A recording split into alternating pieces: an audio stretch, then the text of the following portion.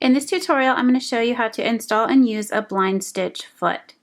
Now first I just want to take a quick look at the Blindstitch Foot. It has a guide in this center portion of the foot that is used to guide your fabric to create a consistent stitch line. Now you'll notice here that this metal piece goes all the way through the opening for the needle down through the center part of the foot. So in comparison to the edge stitch foot, which also has a metal guide down the center, that metal guide stops before the needle opening, allowing you to use a zigzag stitch with your edge stitch foot. So if you wanted to just get one foot and be able to use it to do both a blind stitch and an edge stitch, you could use this blind stitch foot. You just wouldn't have the ability to do the zigzag stitching that you could on the other foot, but you could use this to do a nice edge stitch, very narrow hemline with this foot. So for this machine, to install this foot, I'm actually just going to remove this lower portion of my presser foot. So that was the standard presser foot. I have this little grab bar right here, and I'm going to set this underneath. Lower this and it will pick that up. So I have the blind stitch foot attached and it's ready to stitch. In this example, I'm going to show you how to stitch a blind stitch hem on a basic hemline. So we have a single piece of fabric and we have a hem folded up. This one is folded up about 1/2 inch. So for the garment that you're working on, you would first want to finish the raw edge of your fabric, whether that's with a zigzag stitch, if it's just covered with a piece of lace, or you have a serger and you serge the edge, that would be step 1. Then you press your hemline, and this is the wrong side up. So we have the hem turned under. I'm simply going to roll this back and expose the interior edge of this hem. So I have this folded back, and this part needs to stay consistently spaced from your raw edge. So this fold right here is what's going to ride right along this metal guide.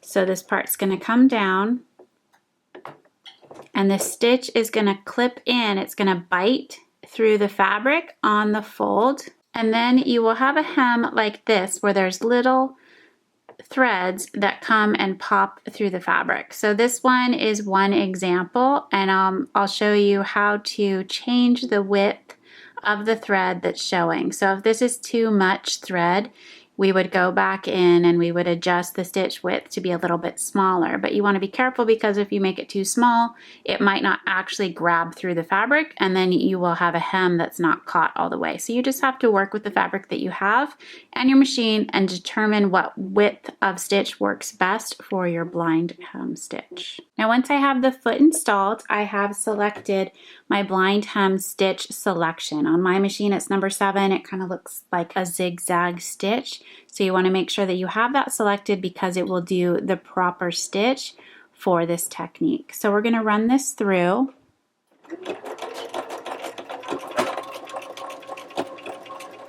And as it's stitching into this side, and then it's coming over the top and doing that one single stitch into my fold. Now before I get too far, I'll flip this around and just make sure that my stitching right here, every little V that pops up along this line, is actually puncturing and going through my fold, because that is what is going to create the hem. So you can see on the right side, every little time the top of that little V comes up to the fold line, that's what's catching my hem, and that is going to create my blind stitch. So if this was done with a red thread, you would barely see that.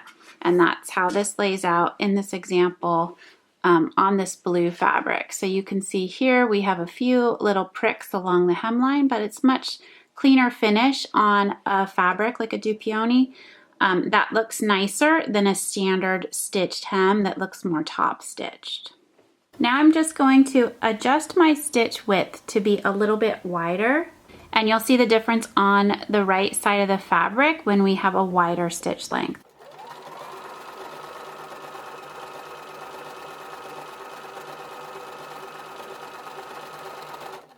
So if I press this open, I'm just going to slide that underneath there, you can see that we started with my standard stitch width that my machine is set with. And so this is a pretty nice, consistent little prick into the fabric to create that hemline. And then down here, I just increased that. And you can see that I have a larger amount of thread coming through the fabric. So for the examples that you'll be sewing with the doll clothes patterns and that smaller scale, you'll definitely want to experiment and just make sure that you can find the narrowest stitch width that works with your fabric and your machine so that you have a very invisible blind hem or blind stitch when you use this technique. In this example, I have the Mindle Beach dress sewn to the point where I'm ready to sew the hem. So I have it sitting face up. This right here is center front, and it goes all the way around to the other side of center front. And I have the hem pressed under 3/8 of an inch, and I'm just going to fold this back slightly. So I have a little bit, about 1/4 of an inch extending, and I'm going to do my blind stitch right for this hemline.